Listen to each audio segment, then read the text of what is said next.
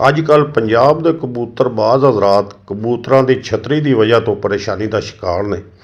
ਖਬਰ ਫੈਲੀ ਹੋਈ ਹੈ ਕਿ ਹਕੂਮਤ ਵੱਲੋਂ ਛੱਤਾਂ 'ਤੇ ਲੱਗੇ ਜਾਲ ਹਟਾਉਣ ਦਾ ਹੁਕਮ ਦੇ ਦਿੱਤਾ ਗਿਆ ਹੈ ਅਤੇ ਕਬੂਤਰਾਂ ਦੇ ਜਾਲ ਤੋੜੇ ਜਾ ਰਹੇ ਨੇ। ਇਸ ਖਬਰ ਦੀ ਹਕੀਕਤ ਕੀ ਹੈ, ਇਹਦੇ 'ਤੇ ਅਸੀਂ ਅੱਗੇ ਚੱਲ ਕੇ ਗੱਲ ਕਰਾਂਗੇ।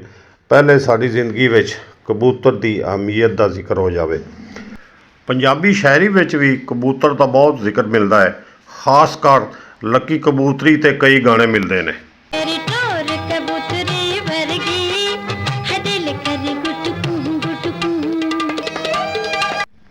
ਅੱਜ ਕੱਲ੍ਹ ਤਾਂ ਮੋਬਾਈਲ ਦੇ ਇੱਕ ਕਲਿੱਕ 'ਤੇ ਮੈਸੇਜ ਸਕਿੰਟਾਂ ਵਿੱਚ ਅਗਲੇ ਬੰਦੇ ਤੱਕ ਪਹੁੰਚ ਜਾਂਦਾ ਹੈ, ਪਰ ਇੱਕ ਉਹ ਵੀ ਦੌਰ ਸੀ ਜਦੋਂ ਪੈਗਾਮ ਰਸਾਨੀ ਲਈ ਕਬੂਤਰ ਇਸਤੇਮਾਲ ਕੀਤੇ ਜਾਂਦੇ ਸੀ। ਕਾਗਜ਼ 'ਤੇ ਲਿਖੇ ਪੈਗਾਮ ਨੂੰ ਇੱਕ ਡੋਰੀ ਨਾਲ ਕਬੂਤਰ ਦੀ ਗਰਦਨ ਵਿੱਚ ਬੰਨ੍ਹ ਦਿੱਤਾ ਜਾਂਦਾ ਅਤੇ ਕਬੂਤਰ ਉਹ ਚਿੱਠੀ ਮੁਤਲਕਾ ਬੰਦੇ ਤੱਕ ਪਹੁੰਚਾ ਦਿੰਦਾ। ਰੱਬ ਦਾ ਤੂੰ ਜਾਵੀਂ ਵੇ ਕਬੂਤਰਾ, ਚਿੱਠੀ ਮੇਰੇ ਕੋਲ ਪਹੁੰਚਾਵੀਂ ਵੇ ਕਬੂਤਰਾ, ਵੇ ਕਬੂਤਰਾ, ਵਾਤਾਈ ਰੱਬ ਦਾ ਤੂੰ ਜਾਵੀਂ ਵੇ ਕਬੂਤਰਾ।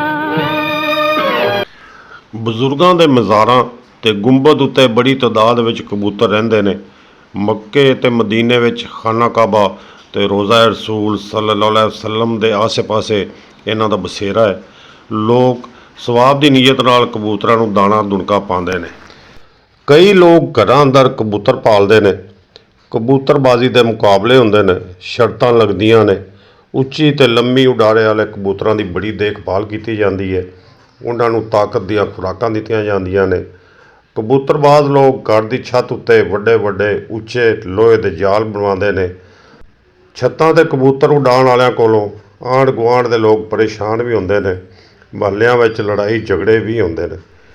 ਪਰ ਇਹਨਾਂ ਉੱਚੇ ਉੱਚੇ ਲੋਹੇ ਦੇ ਜਾਲਾਂ 'ਤੇ ਪਾਬੰਦੀ ਇਸ ਪਾਰੋਂ ਨਹੀਂ ਲੱਗੀ, ਬਲਕਿ ਪਾਬੰਦੀ ਦੀ ਵਜ੍ਹਾ ਹੋਰ ਹੈ। ਅਸਲ ਹਕੀਕਤ ਇਹ ਵੇ ਕਿ ਏਅਰਪੋਰਟ ਦੇ ਇਲਾਕੇ ਵਿੱਚ ਜਹਾਜ਼ਾਂ ਦੀ ਆਮਦੋ ਰਫਤ ਨੂੰ ਮਹਿਫੂਜ਼ ਬਣਾਉਣ ਲਈ ਇਹ ਪਾਬੰਦੀ ਲਗਾਈ ਗਈ ਹੈ। ਇਸ ਪਾਬੰਦੀ ਦੀ ਵਜ੍ਹਾ ਸਿਰਫ ਕਬੂਤਰਬਾਜ਼ੀ ਨਹੀਂ, ਬਲਕਿ ਇਹਨਾਂ ਕਬੂਤਰਾਂ ਨੂੰ ਪਾਏ ਜਾਣ ਵਾਲੇ ਦਾਣੇ ਦੁਣਕੇ ਦੀ ਵਜ੍ਹਾ ਤੋਂ ਹੋਰ ਪਰਿੰਦੇ ਵੀ ਆ ਜਾਂਦੇ ਨੇ। ਕਬੂਤਰਾਂ ਨੂੰ ਫੜਨ ਵਾਲੇ ਵੱਡੇ ਪਰਿੰਦੇ ਚੀਲ, ਕਾਂ ਅਤੇ ਬਾਜ਼ ਵੀ ਫਜ਼ਾ ਵਿੱਚ ਆ ਜਾਂਦੇ ਨੇ। ਇਸ ਤਰ੍ਹਾਂ ਜਹਾਜ਼ਾਂ ਦੇ ਉੱਡਣ ਅਤੇ ਉਤਰਨ ਵੇਲੇ ਕਿਸੇ ਹਾਦਸੇ ਦੇ ਖਤਰੇ ਤੋਂ ਬਚਣ ਲਈ ਇਹ ਪਾਬੰਦੀ ਲਗਾਈ ਗਈ ਹੈ। ਕਿਸੇ ਵੀ ਏਅਰਪੋਰਟ ਜਾਂ ਏਅਰਬੇਸ ਦੇ ਇਲਾਕੇ ਵਿੱਚ 2 ਕਿਲੋਮੀਟਰ ਤੱਕ ਕਬੂਤਰਾਂ ਦੇ ਜਾਲਾਂ 'ਤੇ ਪਾਬੰਦੀ ਲਾ ਦਿੱਤੀ ਗਈ ਹੈ।